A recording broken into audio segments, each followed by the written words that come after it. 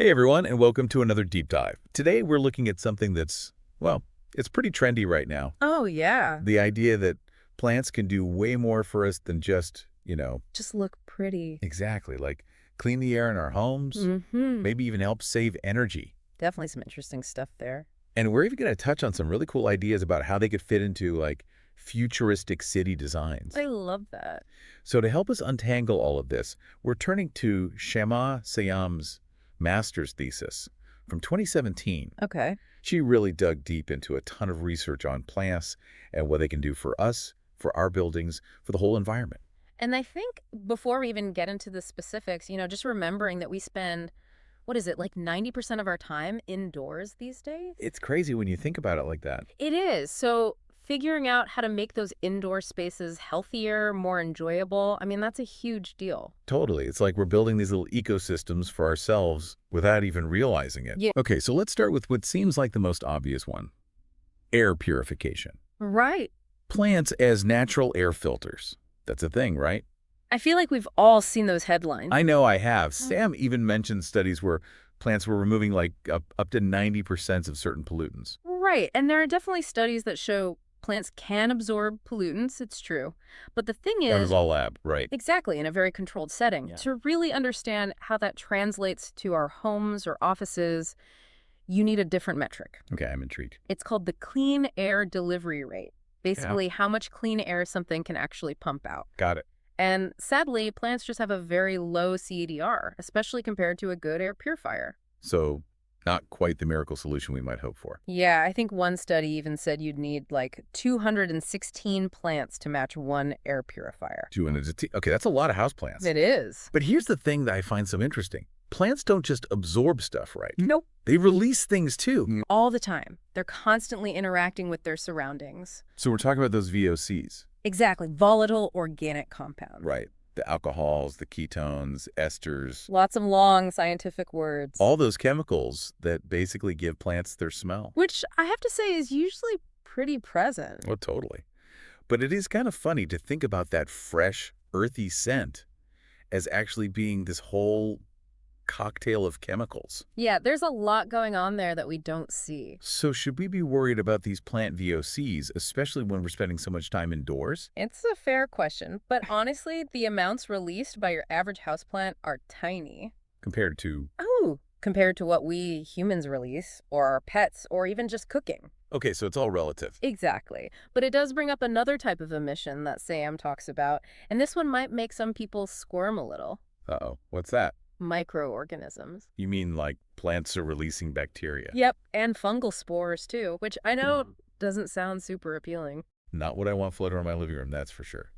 So, should we be concerned about this? Again, it's about perspective. Okay, I'm listening. Studies have actually shown that the levels of these microorganisms in homes with plants are similar to an office building. Huh, interesting. And both of those are way lower than, say, a greenhouse. So a couple of plants in your apartment, not really a big deal in the grand scheme of things. Okay, so maybe not the air-purifying superheroes we thought they were, but not exactly villains either. Right, they're just plants. Right, doing their plant things. Exactly. Okay, so let's shift gears a bit. What about energy? I feel like I've heard some buzz about plants helping with energy efficiency in buildings. Is there any truth to that? There is, but we have to be careful about what we're talking about. Okay, how so? A few houseplants in your living room, they're not going to make a noticeable difference in your energy bill.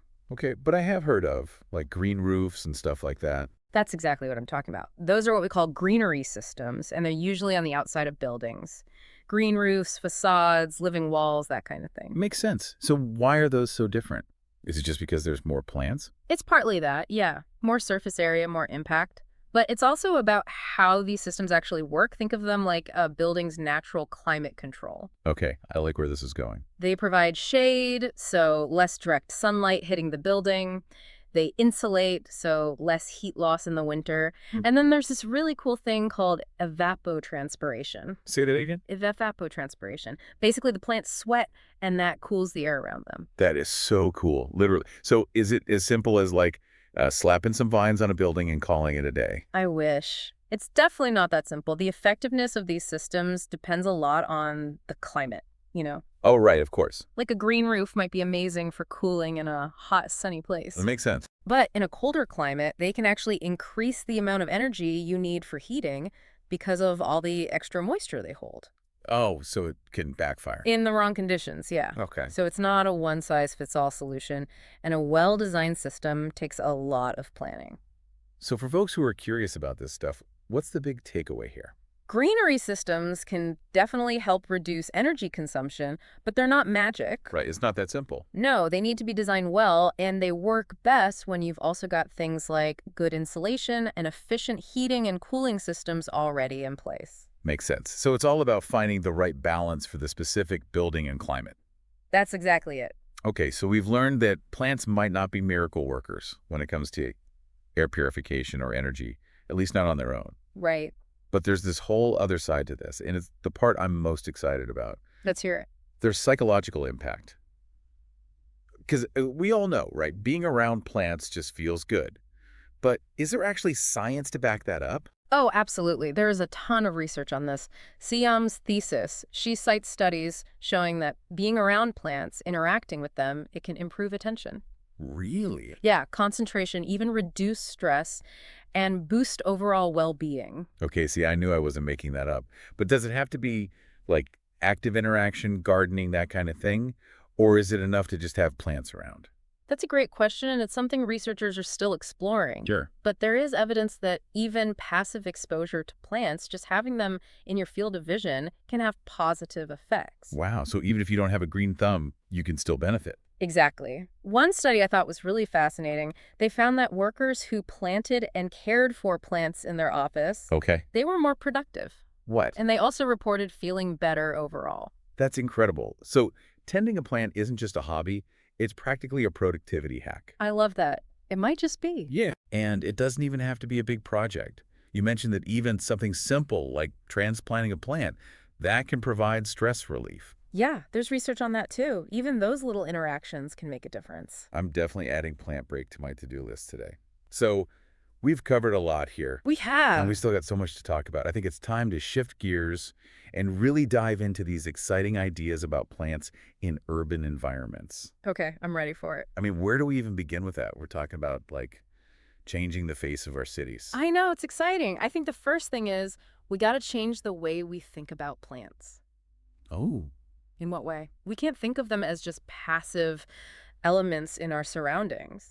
They're dynamic. They're living things with their own needs, their own way of interacting with the world around them. that's true. I never thought about it like that. Yeah, and that's what we really have to consider as we start imagining how they fit into our urban spaces. It's like we need to stop treating them like decorations and start treating them like active citizens of our cities. Yes, exactly. And when you start thinking that way, you open up a whole world of possibilities. Give me an example. Okay, imagine this. Skyscrapers, but they're covered in these incredible vertical gardens. Okay, I'm picturing it.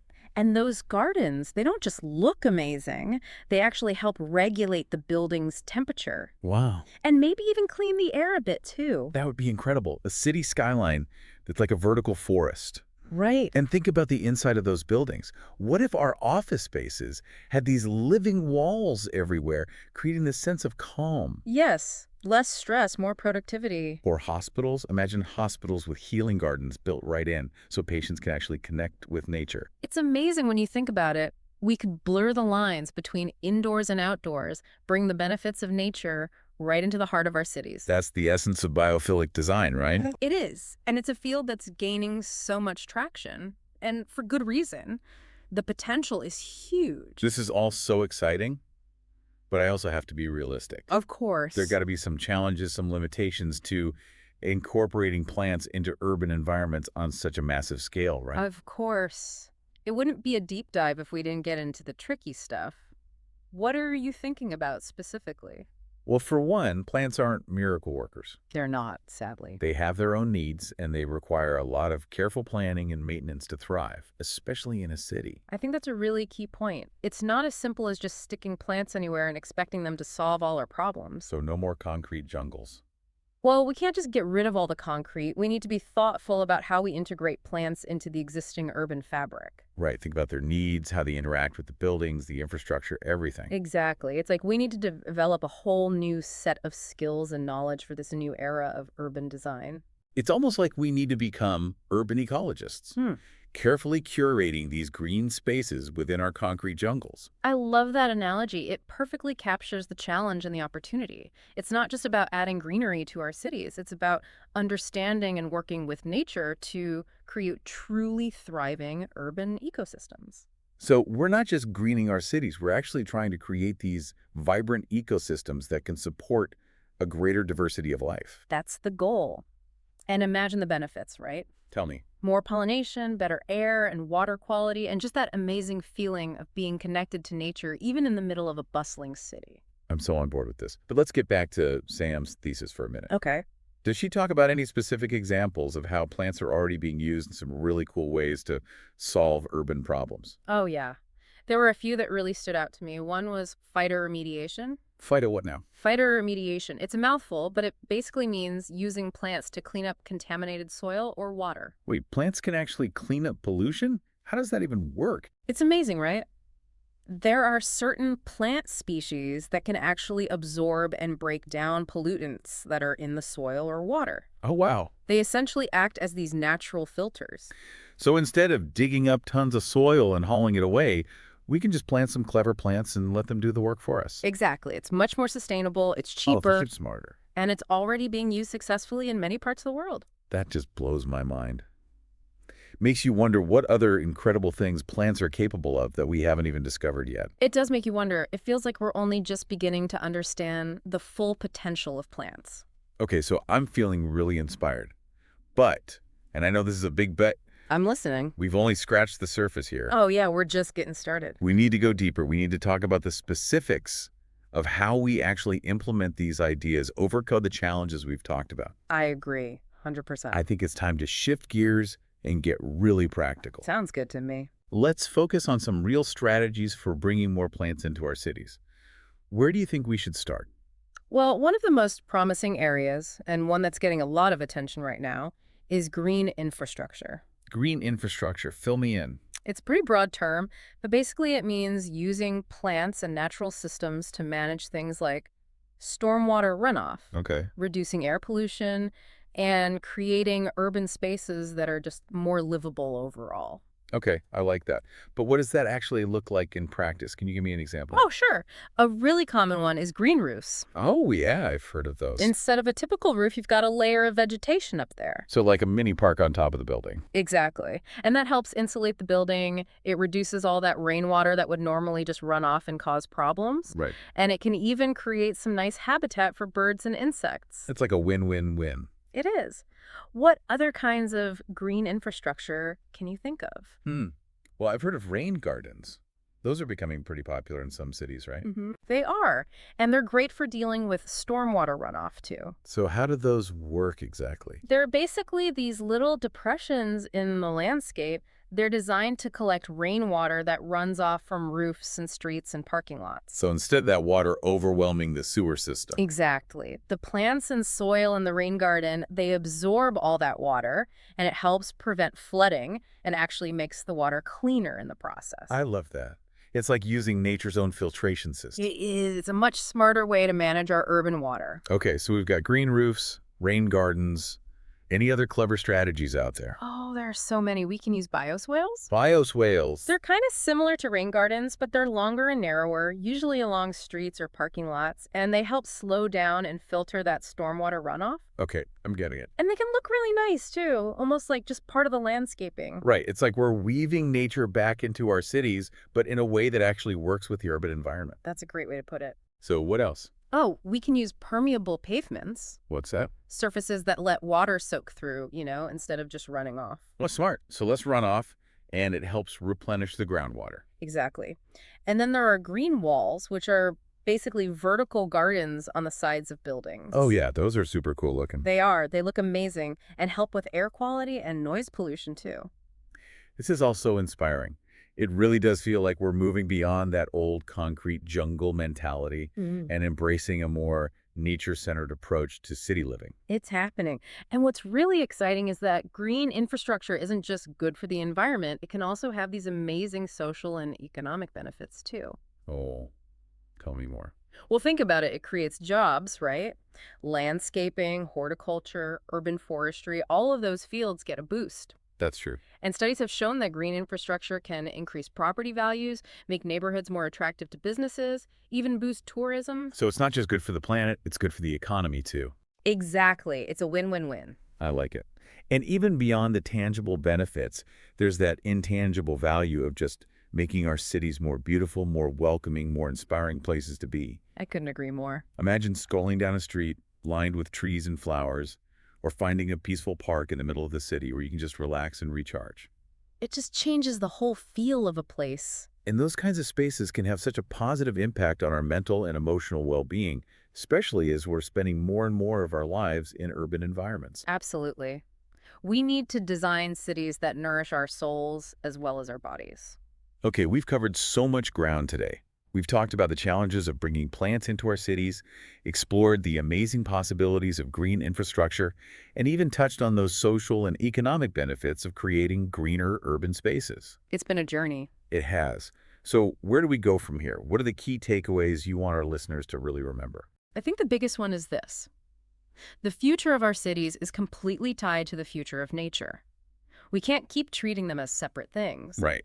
Like it or not, they're interconnected. We need to embrace a more holistic approach, recognizing that we're all part of this larger ecosystem, and our well-being depends on the health of that ecosystem. Beautifully said. And that idea, that realization, is leading to this whole paradigm shift in how we approach urban design. Totally. We're moving away from separating humans from nature and moving toward this more symbiotic relationship where both can thrive. This is such an exciting time to be alive. It feels like we're on the verge of this major transformation in how we live and interact with our environment. I think so too. And it's a transformation that has the potential to create a future that's more sustainable, more equitable, more joyful for everyone. I'm feeling so energized after this conversation.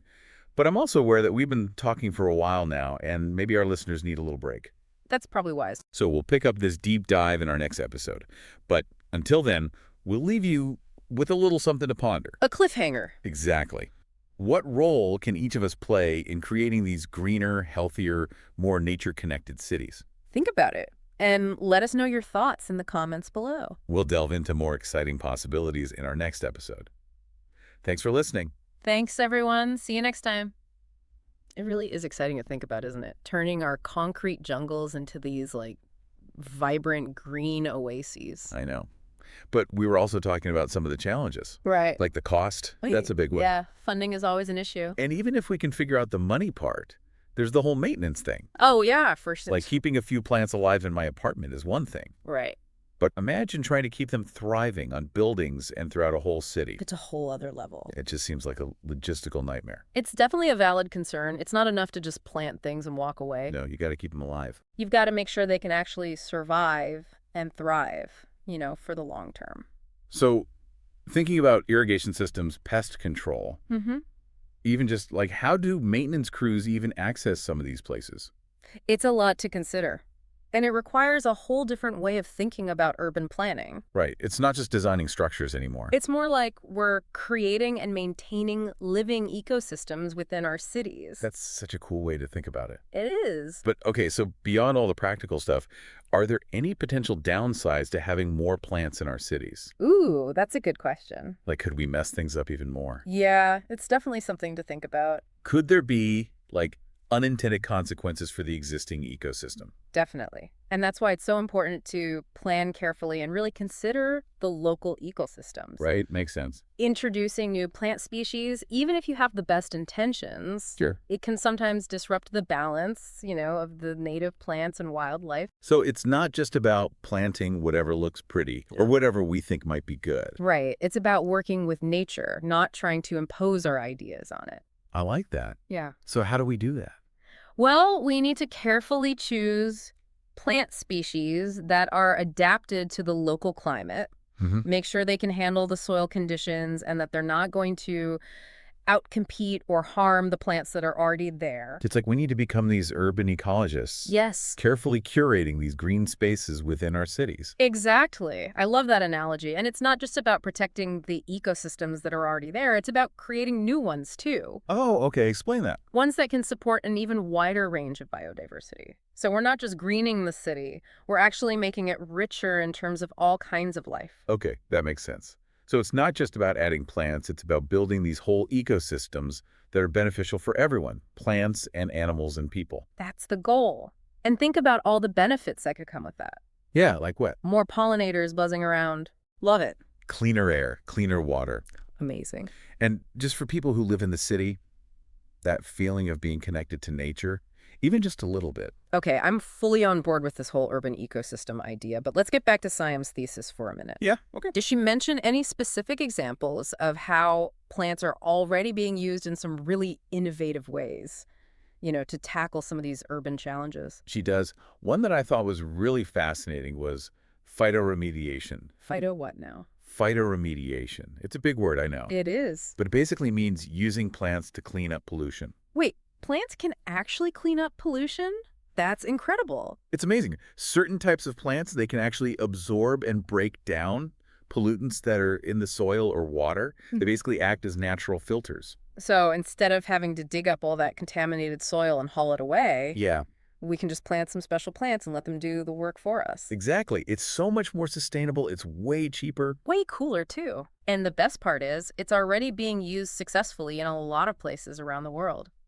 That's so cool. It makes you wonder what other incredible things plants are capable of, things we haven't even discovered yet. It does, doesn't it? It feels like we're only just starting to tap into their full potential. I know. Okay, so I'm super inspired, but I also know we've got a lot more to talk about. Oh, yeah, we've only scratched the surface. We've got to dive deeper into the specifics of actually making all of these ideas work. I agree. How to overcome challenges, all of that. I think it's time to shift gears and get really practical. Sounds good to me. Let's focus on some actual strategies for incorporating more plants into our urban environments. Okay. Where should we start? Well, one of the most promising areas, and one that's getting a lot of attention these days, is green infrastructure. Okay, green infrastructure. I've heard that term before, but I'm not totally sure what it means.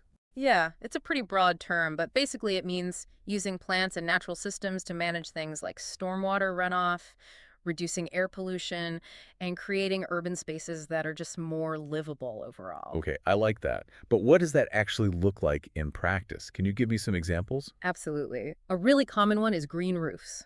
Oh yeah, I've heard of those. So what are those exactly? Instead of a typical roof, you've got a layer of vegetation up there, like a little park on top of the building. So cute. I love it. And that helps insulate the building. It reduces all that rainwater that would normally just run off and cause problems. Then it can even create some nice habitat for birds and insects. It's like hitting all the birds with one stone. It is. And it's a pretty simple concept, too. What other kinds of green infrastructure can you think of? Well, I've heard of rain gardens. Those are becoming pretty popular in some cities, right? They are. And they're great for dealing with stormwater runoff, too. So how do those work exactly? They're basically these little depressions in the landscape. They're designed to collect rainwater that runs off from roofs and streets and parking lots. So instead of that water just overwhelming the sewer system, the plants and soil in the rain garden absorb all that water, and it helps prevent flooding and actually makes the water cleaner in the process. I love that. We're basically using nature's own filtration system to manage our urban water. Exactly. It's so much smarter than our old ways of doing things. Okay, so we've got green roofs, we've got rain gardens. Mhm. What other clever strategies are out there? Oh, there are so many. We've got bioswales. Bioswales. I've never even heard of that. What is that? They're kind of similar to rain gardens, but they're longer and narrower, usually along streets or parking lots, and they help slow down and filter that stormwater runoff, and they can look really nice, too, almost like just part of the landscaping. So you don't even realize they're doing all this important work. They just look like part of the scenery. Right, they blend right in. I love it.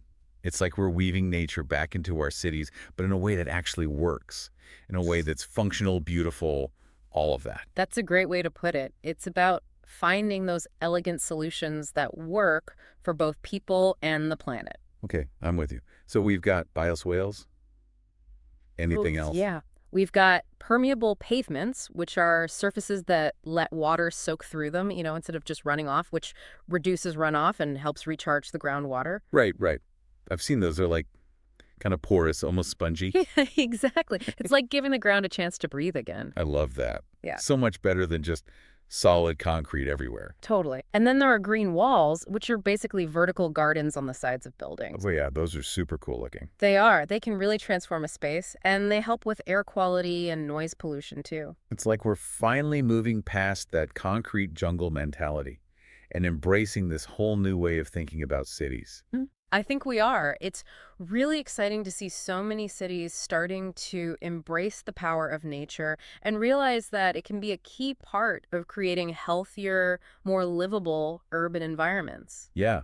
And what's really exciting to me is that all of these green infrastructure solutions, they're not just good for the environment. Nope. They also have these amazing social and economic benefits too. Exactly. It's not just about saving the planet, it's about creating a better world for everyone. Tell me more about those benefits. Well, for one thing, green infrastructure creates jobs. Oh, good point. Landscaping, horticulture, urban forestry, all of those fields get a boost when we start investing in green infrastructure. Right, so it's good for the economy too. Exactly. And studies have shown that green infrastructure can increase property values, make neighborhoods more attractive to businesses, even boost tourism. Wow. So it really is a win-win-win. Good for the environment, good for the economy, and good for people. Exactly. It's a triple win. And beyond all the tangible benefits, there's also the intangible value of just creating more beautiful, welcoming, and inspiring urban spaces. Right, it's like you can measure the economic impact, the environmental impact, Mm-hmm. but you can't really measure how good it feels to walk down a street lined with trees or relax in a peaceful park with a fountain, Well, you know? totally. Those kinds of spaces, they have this profound impact on our mental and emotional well-being. And as we spend more and more of our lives in urban environments, it's absolutely crucial to create spaces that nourish our souls as well as our bodies. Yes, I couldn't agree more. Okay, we've covered a lot of ground here. We've talked about the challenges of incorporating plants into our cities, explored the amazing possibilities of green infrastructure, and even touched on the social and economic benefits of creating greener urban spaces. So where do we go from here? What are the key takeaways you want our listeners to really remember from this conversation? I think the most important takeaway is this. The future of our cities is completely intertwined with the future of nature. We can't keep treating them as separate things. Right. We have to remember that, like it or not, they're interconnected. Exactly. We need a more holistic approach, one that recognizes that we're all part of this larger ecosystem, and our well-being is fundamentally connected to the health of that ecosystem.